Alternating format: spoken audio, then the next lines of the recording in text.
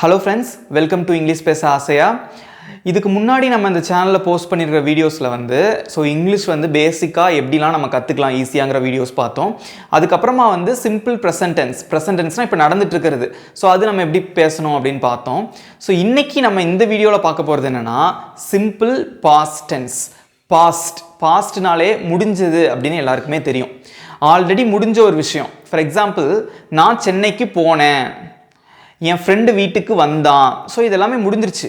அவன் வீட்டுக்கு வந்தான், சென்னைக்கு போனேன், நான் சாப்பிட்டேன், இதெல்லாமே முடிஞ்சது. இதுதான் சிம்பிள் பாஸ்ட் டென்ஸ். முடிஞ்ச ஒரு விஷயத்தை பற்றி பேசுகிறது தான் சிம்பிள் பாஸ்ட் டென்ஸ். இதை பற்றி தான் ப்ரீஃபாக நம்ம வந்து இந்த வீடியோவில் பார்க்க போகிறோம்.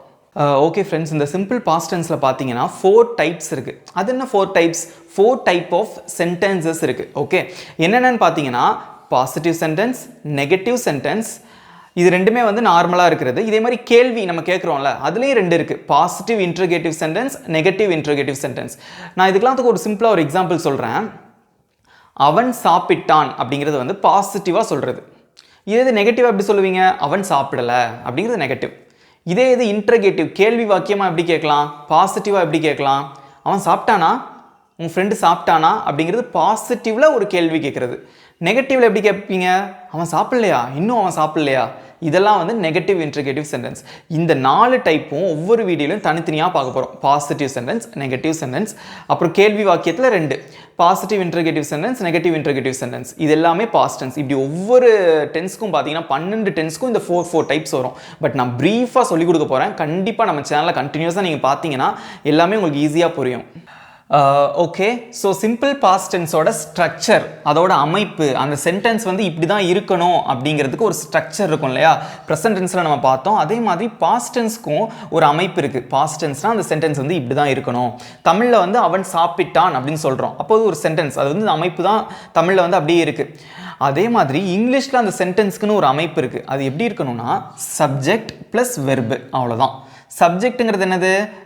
அதாவது பெயர் சொல் அப்படின்னு நம்ம சொல்லுவோம். நம்மளோட ஐ வி, ஓகே நான் எழுதிடுறேன். ரொம்ப நாள் இந்த நம்ம வீடியோஸ் போடல அப்படிங்கிறதுனால இதை திரும்ப நான் ஒரு ரிமைண்ட் பண்ணுறேன். I we you they he she it names. நான், வீணா நாங்கள், யூனா நீ அல்லது நீங்கள், தேனா அவர்கள், ஹீனா அவன், ஷீனா அவள், இட்னா அது, நேம்ஸ்னா எல்லாரோட நேம்ஸ், செந்தில், மகாராஜா, இந்த மாதிரி எல்லாரோட நேம்ஸ், அது எல்லாமே இந்த நேம்ஸில் வந்து வந்துடும். இதுதான் சப்ஜெக்ட். இந்த சப்ஜெக்டில் ஏதாவது ஒரு சப்ஜெக்டில் தான் இந்த பாஸ்ட் டென்ஸ் வந்து ஸ்டார்ட் ஆகணும். அதுக்கப்புறம் இருக்கிறது வெர்பு. வெர்ப்னா என்னது? நம்ம ஒரு செயலை வந்து செய்கிறது. படிக்கிறது அப்படிங்கிறது ஒரு வெர்பு, சாப்பிட்றது அப்படிங்கிறது ஒரு வெர்பு. நம்ம எதை பண்ணுறோமோ அதுதான் வெர்பு. அந்த வெர்பு வந்து எந்த ஃபார்மில் இருக்கணும்னா பாஸ்ட் ஃபார்ம். அதுக்கு நான் ஒரு எக்ஸாம்பிள் சொல்கிறேன். ஸ்டடி அப்படிங்கிறது என்னதுன்னா ப்ரெசன்ட் ஃபார்ம், நார்மலாக சொல்கிறது. ஸ்டடினா படிக்கிறது. ஓகே, இதுக்கு பாஸ்ட் ஃபார்ம் என்ன அப்படின்னா ஸ்டடீட் அப்படிங்கிறது பாஸ்ட் ஃபார்ம். இன்னொரு எக்ஸாம்பிள், ஈட் அப்படிங்கிறது சாப்பிட்றது. ஈட்னா என்னது? சாப்பிட்றது. அது வந்து ப்ரெசன்ட் ஃபார்ம். இதோட பாஸ்ட் ஃபார்ம் என்ன அப்படின்னா ஏட். இன்னும் ஒரே ஒரு எக்ஸாம்பிள் சொல்கிறேன். பிளேனா என்னது? விளையாடுறது. அதோட பாஸ்ட் ஃபார்ம்னா என்னென்னா பிளேடு. இது வந்து இதுதான் ஸ்டடிக்கு பாஸ்ட் ஃபார்ம் ஸ்டடீட், ஈட்னா ஏட், பிளேனா பிளேட். இது மாதிரி ஏகப்பட்ட செயல்கள் வந்து இருக்குது. பாடுறது, விளையாடுறது, ஆடுறது, இந்த மாதிரி நிறைய இருக்குது. அது எல்லாத்துக்கும் பாஸ்ட் ஃபார்ம் மட்டும்தான் நம்ம அந்த பாஸ்ட் டென்ஸில் யூஸ் பண்ணணும். ஓகே, இவ்வளோதான். இதை வந்து உங்கள் ஜஸ்ட் உங்கள் நோட்டில் கூட நீங்கள் நோட் பண்ணி வச்சுக்கலாம். இதுதான் அப்படின்னு சொல்லிட்டு. இதில் மாதிரி நிறைய நீங்கள் வந்து நிறைய வேர்ட்ஸ் நீங்கள் கற்றுக்கணும் அப்படின்னா நெட்டில் நீங்கள் டவுன்லோட் பண்ணிக்கலாம். Present form, past form, past participle, first form, second form, third form அப்படிங்கிறதெல்லாம் நெட்டில் இருக்கும். நீங்கள் போட்டிங்கன்னா PDF ஃபைல் வரும். நீங்கள் அதுலேருந்து பார்க்கும்போது நிறைய நீங்கள் வேர்ட்ஸ் வந்து கற்றுக்கலாம். இதில் வந்து நம்ம சின்ன எக்ஸாம்பிள்ஸ் பார்ப்போம். ஜஸ்ட் அந்த சென்டென்ஸ் வந்து இப்படி தான் இருக்கணும் அப்படின்னு சின்ன எக்ஸாம்பிள்ஸ் பார்ப்போம். நீங்களாக இதை வச்சுட்டு நிறைய சென்டென்ஸ் வந்து நிறைய வேர்ட்ஸ் வச்சு நீங்கள் உருவாக்கலாம். ரொம்ப ஈஸியாக இருக்கும். அதை கற்றுக்கலாம் இப்போது. Okay,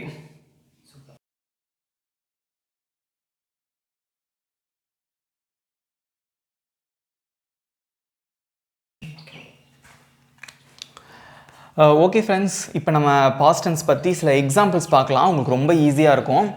first example,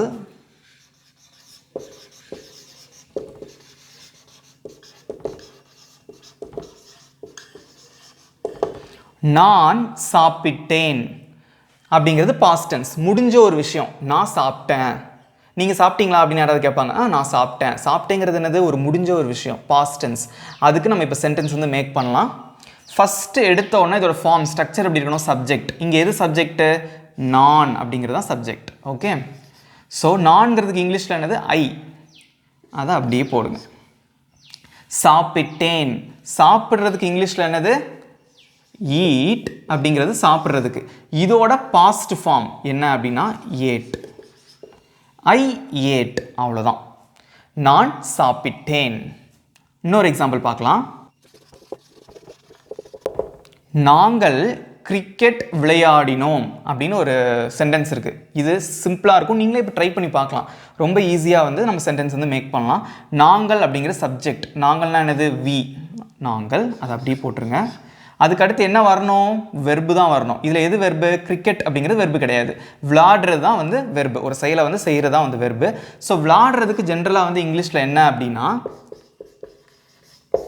play. அதுதான் விளாடுறதுக்கு. அதோட பாஸ்ட் ஃபார்ம் பிளேட். அதோட இடி சேர்த்துடணும். அவ்வளோதான். We played. மிச்சம் என்ன இருக்குது? கிரிக்கெட். அதை அப்படியே போட்டுருங்க. we played cricket. நாங்கள் கிரிக்கெட் விளையாடினோம். எவ்வளோ ஈஸியாக இருக்குது பாருங்கள். Simple past tense. ரொம்ப ரொம்ப சிம்பிளாக இருக்கும். இதை நீங்கள் வந்து நிறைய சென்டென்ஸ் உருவாக்கி பாருங்கள். நான் சென்னைக்கு போனேன், அவன் சென்னையிலிருந்து வந்தான். இந்த மாதிரி வந்து நிறைய சென்டென்ஸ் நீங்களாக வந்து உருவாக்கி பாருங்கள். இது எல்லாமே வந்து பார்த்தீங்கன்னா பாசிட்டிவ் சென்டென்ஸ். பாஸ்ட் டென்ஸில் பாசிட்டிவ் சென்டென்ஸ். இந்த மாதிரி என்னென்ன இருக்குது? நெகட்டிவ் சென்டென்ஸ் இருக்குது. அடுத்து இன்டர்கேட்டிவ்னு சொல்லுவாங்க, கேள்வி வாக்கியம். அதுலேயும் பாசிட்டிவ் நெகட்டிவ்னு இருக்குது. எக்ஸாம்பிள், நான் சாப்பிட்டேன் அப்படிங்கிறது என்னென்னா அது ஒரு பாசிட்டிவ் சென்டென்ஸ். இதே இது நெகட்டிவ் சென்டென்ஸில் எப்படி வரும்? நான் சாப்பிடவில்லை. அதே இது கேள்வியாக எப்படி கேட்பீங்க? நீ சாப்பிட்டியா. அதே இது நெகட்டிவ் கேள்வி எப்படி கேட்கலாம்? நீ சாப்பிடலையா. அதெல்லாம் இன்னும் நம்ம அடுத்தடுத்த வீடியோவில் வந்து நம்ம கண்டினியூஸாக பார்க்கலாம். இதெல்லாம் தெரிஞ்சிட்டிங்கன்னா சிம்பிள் பாஸ்ட் டென்ஸை கரைச்சி குடிச்சிடலாம். அவ்வளோ சிம்பிள். ஆனால் நான் இங்கே சொல்கிறத நீங்கள் வந்து டெய்லி வந்து வீட்டில் ப்ராக்டிஸ் பண்ணுங்கள். நிறைய சென்டென்ஸ் எழுதி பாருங்கள்.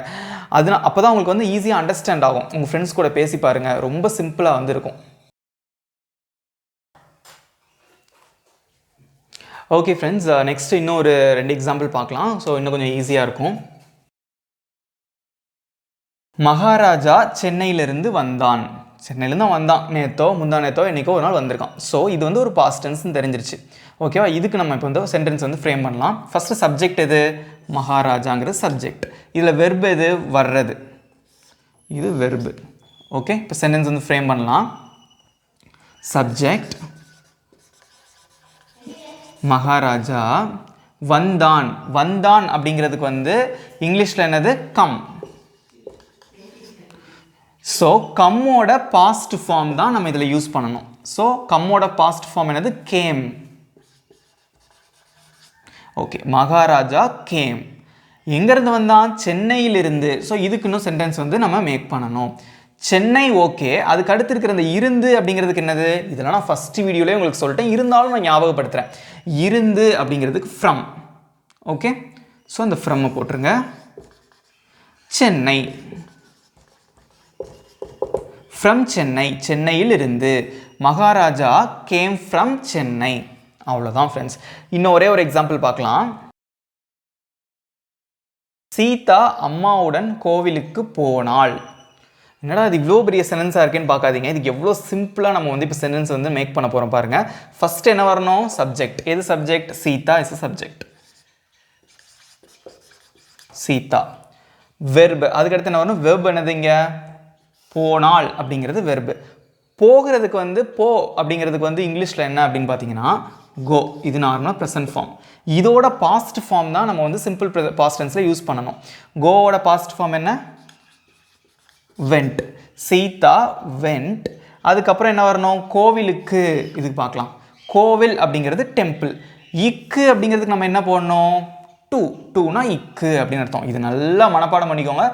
இது வந்து ரொம்ப ரொம்ப இம்பார்ட்டண்ட். So to temple. கோவிலுக்கு. யார் கூட போனாங்க சீதா? அம்மாவுடன். உடன் அப்படிங்கிறதுக்கு என்னது இங்கிலீஷில்? வித் அப்படின்னா உடன். வித் அம்மா. அம்மாங்கிறது இங்கிலீஷ் என்னது? மதர்.